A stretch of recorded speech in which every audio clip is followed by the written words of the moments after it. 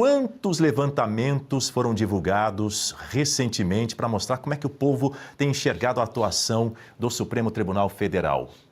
Você tem ideia? Mais de 5. Não sei.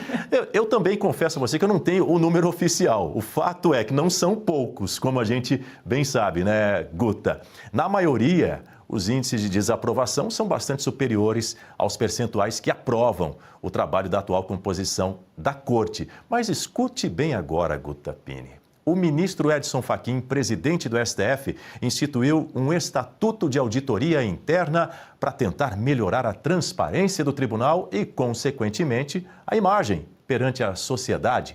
O grupo, composto por 14 auditores, já existia, mas agora tem funções bem definidas. Um chefe vai liderar o grupo pelo período de 2 anos. O objetivo principal é fiscalizar as contas e os gastos dos ministros. Os profissionais vão avaliar esses dados de forma totalmente independente. Também deverão entregar um relatório de contas anualmente para o presidente do Supremo.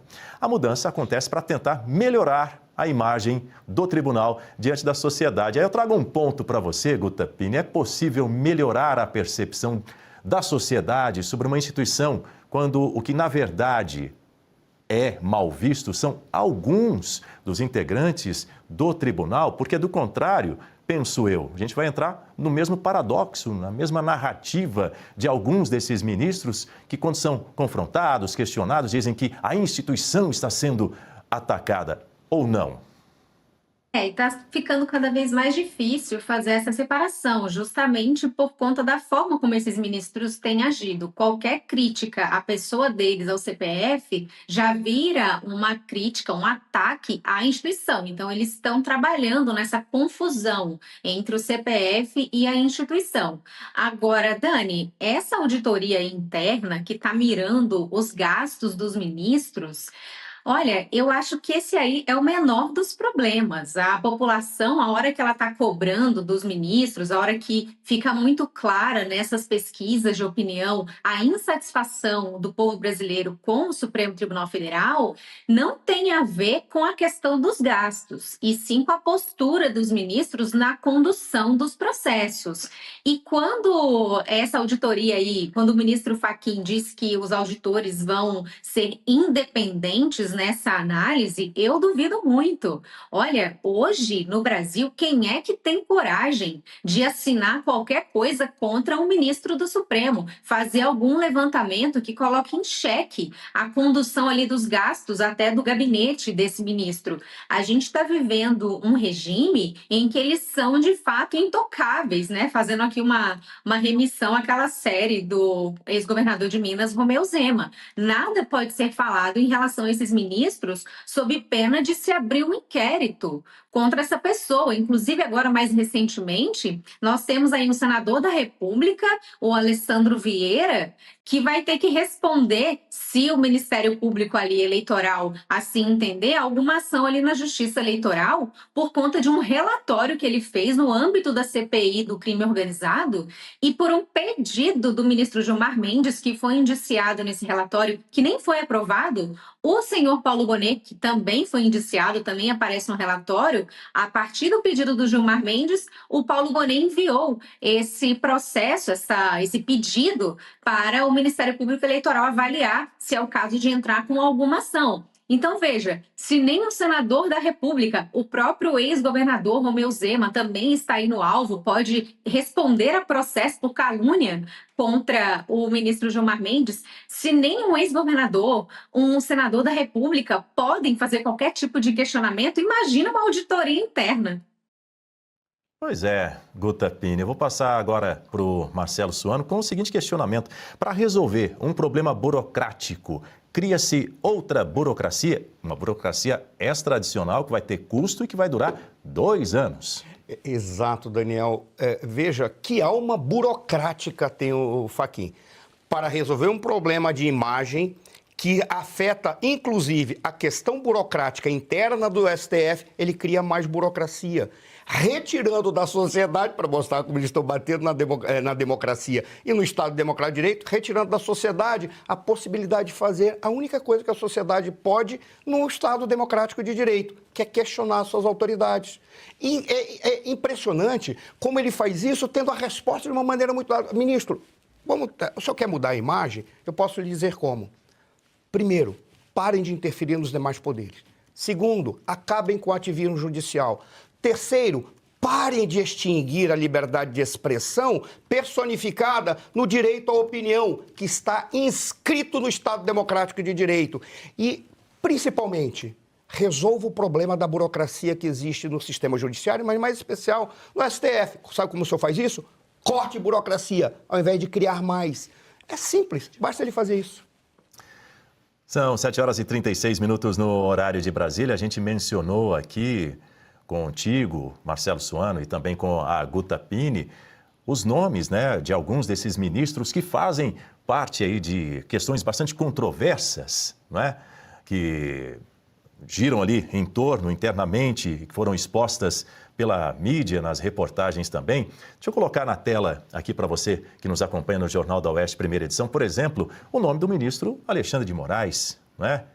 Que, sobretudo, algumas reportagens, principalmente da Folha, de alguns anos já, 2 anos, revelaram aquelas mensagens vazadas, indicando que o gabinete do ministro do STF teria solicitado ao Tribunal Superior Eleitoral, de forma extraoficial, fora do rito padrão, a produção de relatórios para embasar decisões contra aliados do ex-presidente Jair Bolsonaro.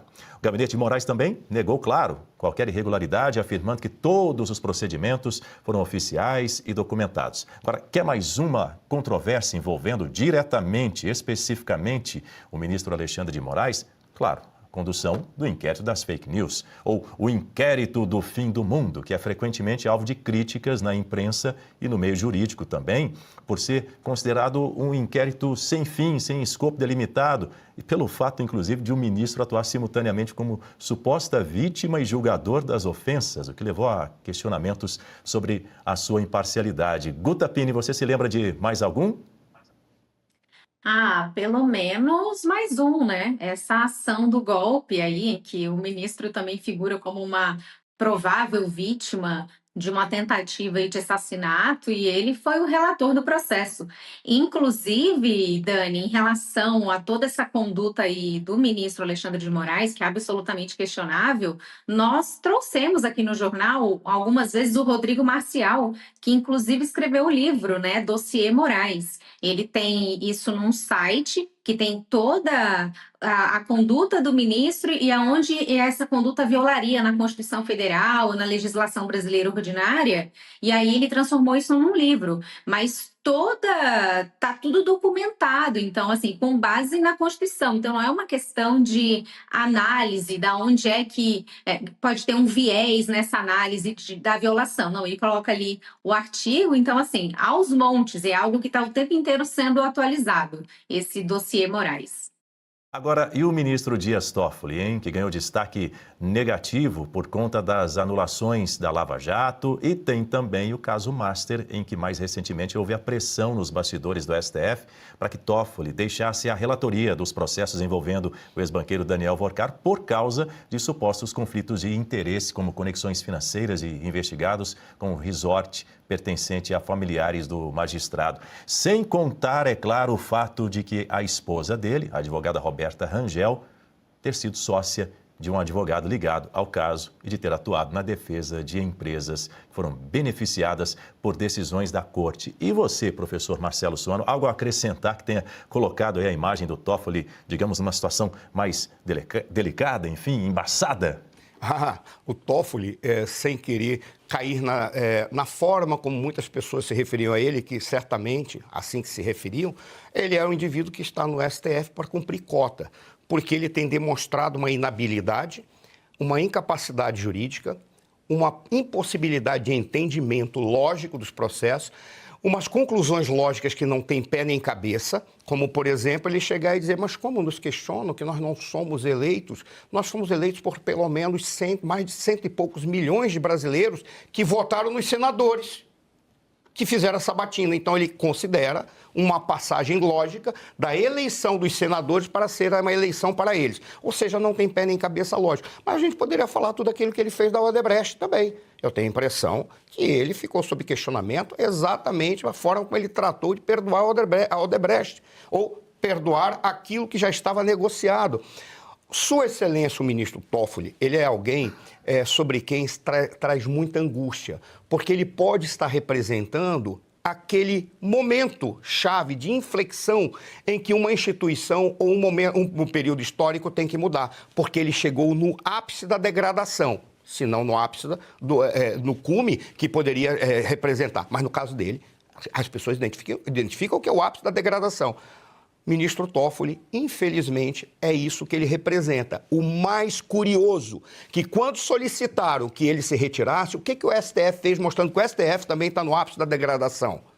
Simplesmente disse, não, ele vai sair porque ele está assumindo que ele realmente pode ter algum problema, mas muito obrigado, ministro Toffoli, por todas as coisas maravilhosas que o senhor fez. A única coisa maravilhosa que ele fez foi demonstrar o quanto de erro é possível um indivíduo cometer quando assume o poder ou quando está dentro de uma instituição que certamente lhes dá uma grande blindagem. Foi a única coisa boa que ele mostrou para a sociedade brasileira. Esclareceu o nível de erros que uma instituição pode cometer.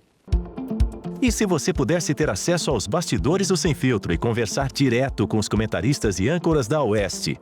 Agora, isso é possível com o Clube de Membros do nosso canal no YouTube. O clube foi criado para quem quer dar um passo além e fazer parte de uma comunidade exclusiva. São 3 níveis de assinatura, pensados para aproximar você da nossa equipe. No plano apoiador, você ganha destaque no chat, figurinhas personalizadas e acesso a publicações exclusivas na comunidade do canal. Quer estar ainda mais perto da Oeste? Nos níveis Engajado e VIP, nós liberamos acesso às lives fechadas com nossos apresentadores e comentaristas, nas modalidades mensal ou semanal. Você também participa de sorteios de livros e produtos da Oeste, além de acesso antecipado a vídeos e a uma visão direta dos bastidores do programa Oeste Sem Filtro. Faça parte do nosso clube de membros e tenha acesso a lives exclusivas comigo e com todo o time da Oeste. Se você acredita na importância de um jornalismo livre, independente e comprometido com os fatos, clique agora no botão Seja Membro e conheça todos os detalhes e vantagens de cada plano.